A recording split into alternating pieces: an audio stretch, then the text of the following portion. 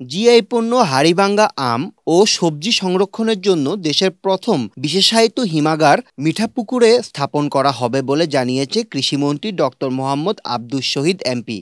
মিঠাপুকুরের পদাগঞ্জ উচ্চ বিদ্যালয় ও কলেজ প্রাঙ্গণে হাড়িভাঙ্গা আম মেলা ও প্রদর্শনীর উদ্বোধন শেষে তিনি সংবাদ সম্মেলনে এই কথা বলেন। উৎপাদন বাড়াতে বৈজ্ঞানিক পদ্ধতিতে হাড়িভাঙ্গা আমের চাষ, বাজারজাতকরণে সহযোগিতা ও আম চাষিদের প্রণোদনার আওতায় আনার কথা জানান কৃষিমন্ত্রী। যে আমরা গর্বিত যে মাননীয় প্রধানমন্ত্রী আজকে এটাকে জিআই পণ্য হিসেবে ঘোষণা দিয়েছেন এবং সেই কারণে এখন বাংলাদেশ সারা বিশ্বের কাছে বাংলাদেশের আম যে জিআই পণ্য হিসেবে তার একটা স্বীকৃতি পেয়েছে, এটা শেখ হাসিনার কারণেই হচ্ছে সম্ভব আছে।